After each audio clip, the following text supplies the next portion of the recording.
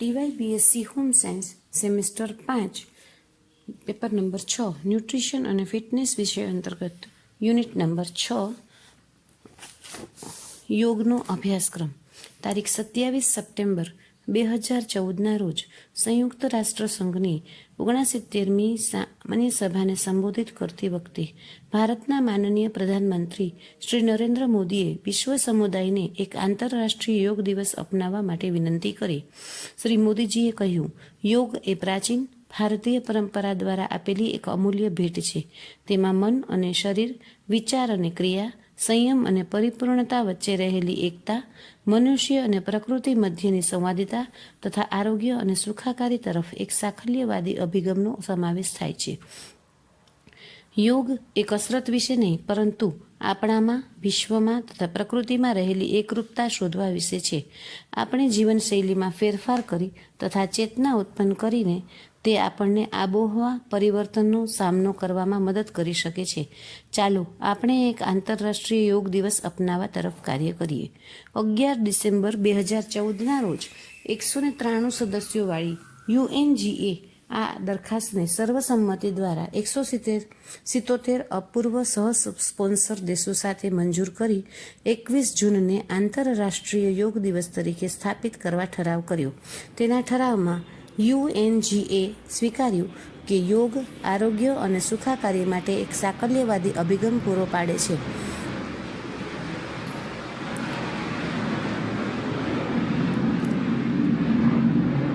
તથા વિશ્વ વસ્તીના આરોગ્ય અને સુખાકારી માટે યોગ પ્રેક્ટિસના લાભો વિશેની જાણકારી વિશાળ પ્રસરણની જરૂર છે. યોગ જીવનના તમામ પહેલુઓમાં સંવાદિતા લાવે છે. માટે જ રોગ નિવારણ, આરોગ્યવર્ધન તથા જીવનશૈલી સંબંધિત વિકૃતિઓના સંચાલનમાં મદદરૂપ થાય છે. આ પુસ્તિકાનો હેતુ યોગ અને યોગ અભ્યાસીઓને ઝાંખી આપવાનો છે, જેથી લોકો વ્યક્તિગત તથા સામુદાયિક વ્યાપક આરોગ્ય તરફ અભિમુખ થાય. યોગ એટલે શું? યોગ મૂળભૂત રીતે એક આધ્યાત્મિક શાખા છે, જે એક અત્યંત સૂક્ષ્મ વિજ્ઞાન પર આધારિત છે, જેનો મુખ્ય હેતુ શરીર અને મન વચ્ચે સમન્વય લાદવાનો છે. તે સ્વસ્થ જીવન જીવવા માટેની એક કલા તથા વિજ્ઞાન છે. યોગ શબ્દ સંસ્કૃત મૂળ યુજમાંથી મળે છે, જેનો અર્થ જોડવું, બાંધવું કે સંગઠિત કરવું થાય છે. યોગશાસ્ત્ર અનુસાર યોગના અભ્યાસ દ્વારા વ્યક્તિગત ચેતનાનું સર્વવ્યાપક ચૈતન્ય સાથે સંમેલન થાય છે. આધુનિક વૈજ્ઞાનિકો અનુસાર બ્રહ્માંડમાં રહેલી દરેક વસ્તુ એક જ આકાશના પરિમાણની અભિવ્યક્તિ. જે વ્યક્તિ આ એક અસ્તિત્વના એક ઐક્યનો અનુભવ કરે છે તે યોગમાં છે અને એને યોગી કહેવાય. જેણે સ્વતંત્રતાની સ્થિતિ પ્રાપ્ત કરી લીધી છે, જે સ્થિતિને મુક્તિ, નિર્વાણ અને કૈવલ્ય અથવા મોક્ષ કહે છે. યોગ આંતરિક વિજ્ઞાન પણ છે, જેમાં એવી વિભિન્ન પદ્ધતિઓનો સમાવેશ થાય છે જેના દ્વારા મનુષ્ય શરીર અને મન વચ્ચે ઐક્ય મેળવીને આત્મ સાક્ષાત્કાર પ્રાપ્ત કરી શકે છે. યોગ સાધનાનું લક્ષ્ય તમામ પ્રકારની પીડાઓ અને કષ્ટો દૂર કરવાનું છે, જેથી જીવનના દરેક સ્થળે સ્વતંત્રતાનો અનુભવ, સુખ અને સંવાદિતા પ્રાપ્ત થાય. હવે યોગનો ઇતિહાસ. યોગ વિજ્ઞાનનો ઉદ્ભવ હજારો વર્ષ પૂર્વે પ્રથમ ધર્મ અથવા આસ્થા પ્રથાઓના જન્મથી પણ ખૂબ પહેલા થયો હતો. યોગ માન્યતા અનુસાર શિવને પ્રથમ યોગી અથવા આદિયોગી તથા પ્રથમ ગુરુ અથવા આદિગુરુ તરીકે જોવામાં આવે છે. હજારો વર્ષ પહેલા હિમાલય સ્થિત કાંતિ સરોવરને કિનારે આદિયોગીએ તેમનું ગહન જ્ઞાન પૌરાણિક સપ્તઋષિઓમાં રેડ્યું. આ સપ્તઋષિઓએ આ શક્તિ સંપન્ન વિજ્ઞાનને વિશ્વના વિવિધ ભાગો જેવા કે એશિયા, મધ્ય પૂર્વ, ઉત્તર આફ્રિકા તથા દક્ષિણ અમેરિકામાં વહેતું કર્યું. રસપ્રદ કે આધુનિક વિદ્વાનોએ સમગ્ર વિશ્વની સંસ્કૃતિઓ વચ્ચે રહેલી ગાઢ સમાનતા નોંધી છે અને એ વિશે આશ્ચર્ય વ્યક્ત કર્યું છે કે યોગ પદ્ધતિની ભારતમાં જ સંપૂર્ણ અભિવ્યક્તિ શક્ય બની. સપ્તઋષિ અગસ્ત્યએ સમગ્ર ભારતીય ઉપખંડમાં પ્રવાસ કરીને યોગ આધારિત જીવન માર્ગના હાર્દ આસપાસ આ સંસ્કૃતિની રચના કરી છે. યોગને વ્યાપક રીતે સિંધુ સરસ્વતી ખીણ સંસ્કૃતિના એક અમર સાંસ્કૃતિક પરિણામ તરીકે ગણવામાં આવે છે અને માનવતાના ભૌતિક તથા આધ્યાત્મિક ઉત્કર્ષ માટે તેણે યોગ પોતાને સાબિત કર્યું છે અને માનવતાના ભૌતિક તથા આધ્યાત્મિક ઉત્કર્ષની જોગવાઈ માટે તે સાબિત થયું છે. સિંધુ સરસ્વતી ખીણ સંસ્કૃતિના પ્રાપ્ય અનેક અશ્મીભૂત અવશેષો અને મુદ્રાઓમાં યોગના નમૂનાઓ તથા યોગ સાધના કરતી પ્રતિમાઓ પ્રાચીન ભારતમાં યોગની ઉપસ્થિતિ સૂચવે છે. દેવી માતાની મુદ્રાઓ તથા મૂર્તિઓ તંત્ર યોગની ઉપસ્થિતિ સૂચવે છે. લોક પરંપરાઓ, વેદ તથા ઉપનિષદનો વારસો, બૌદ્ધ તથા જૈન પરંપરાઓ, ભગવદ્ ગીતા સહિત મહાભારત તથા રામાયણ એવા મહાકાવ્યો, શૈવોની તથા વૈષ્ણવોની ઈશ્વરવાદી પરંપરાઓ તથા તાંત્રિક પ્રથાઓમાં પણ યોગનું અસ્તિત્વ ઉપલબ્ધ છે. યોગનો અભ્યાસ વેદકાળ પૂર્વેથી જ થતો હતો, છતાં મહાન ઋષિ એવા મહર્ષિ પતંજલિના યોગસૂત્રો દ્વારા સમકાલીન પ્રચલિત યોગા પ્રથાઓ પ્રણાલીઓને સુવ્યવસ્થિત અને સંહિતાબદ્ધ કરી. પતંજલિ પછી ઘણા ઋષિઓ તથા યોગ ગુરુઓએ યોગ પ્રણાલીઓ તથા સાહિત્યના સુવ્યવસ્થિત દસ્તાવેજીકરણ દ્વારા આ ક્ષેત્રને જાણકારી અને વિકાસમાં મોટો ફાળો આપ્યો છે. પ્રાચીન સમયથી આજ સુધી વિખ્યાત યોગ ગુરુઓના ઉપદેશ દ્વારા યોગનો તમામ વિશ્વમાં ફેલાવો થયો છે. આજે રોગ નિવારણ અને સ્વાસ્થ્યની જાળવણી તથા વૃદ્ધિ માટે યોગ પ્રણાલી ઉપર સૌને દ્રઢ વિશ્વાસ છે. સમસ્ત વિશ્વમાં લાખો લોકોને યોગાભ્યાસ દ્વારા લાભ થયો છે અને યોગ પ્રથા દિવસે ને દિવસે ફાલતી અને વધુ સ્પંદિત થતી જાય છે. યોગના મૂળભૂત સિદ્ધાંતો. યોગ વ્યક્તિના શરીર, મન, લાગણી તથા ઉર્જાના સ્તરો ઉપર કામ કરે છે. આથી યોગના 4 મુખ્ય વર્ગીકરણો થયા છે.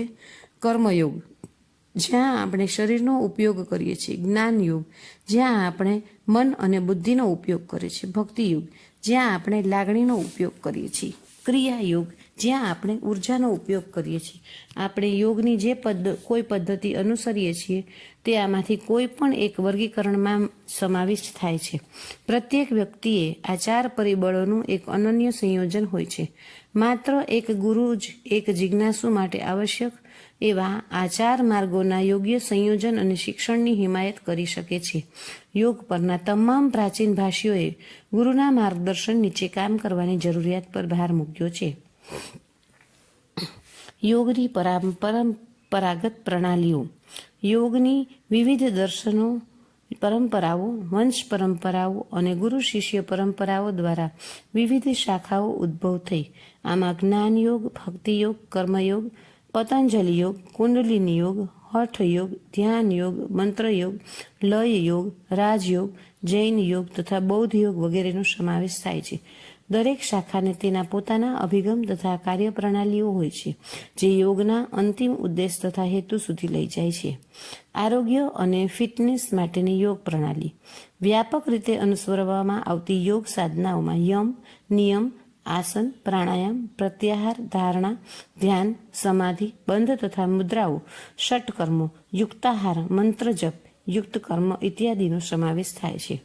યમો અંકુશો છે અને નિયમો અનુકરણ છે. આ આગળના યોગ અભ્યાસ માટેની પૂર્વ શરતો માનવામાં આવે છે.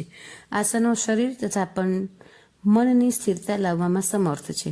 આસનો વિવિધ મનોશારીરિક આકૃતિઓ ધારણ કરવાનો સમાવેશ થાય છે અને તેઓ વ્યક્તિને એક શારીરિક સ્થિતિને પોતાના માળખીય અસ્તિત્વની સ્થાયી સમાનતા નોંધપાત્ર સમય સુધી ટકાવી રાખવા સક્ષમ બને છે. પ્રાણાયામોમાં પોતાના આસનની સભાનતા કેળવી અને પછી પોતાના અસ્તિત્વના મહત્વપૂર્ણ આધાર તરીકે શ્વાસોશ્વાસના સ્વૈચ્છિક નિયમનો સમાવેશ થાય છે તથા મન પર નિયંત્રણ કરવામાં સહાયતા કરે છે. આ માટે શરૂઆતના તબક્કાઓમાં નાક, મુખ અને અન્ય શારીરિક દ્વારો, આંતરિક તથા શ્વાસ પ્રશ્વાસની સભાનતા કેળવવામાં આવે છે. પછી આ તથ્યમાં નિયંત્રિત તથા અંકુશિત શ્વાસ દ્વારા ફેરફાર કરવામાં આવે છે, જેથી શારીરિક વિસ્તારનું ભરવું એટલે કે પૂરક, ભરેલી અવસ્થામાં રહેવું એટલે કુંભક તથા ખાલી થવું એટલે રેચક એવું ભાન નિયંત્રિત, અંકુશિત અને વિનિયમિત શ્વાસ છોડવા દરમિયાન થાય છે.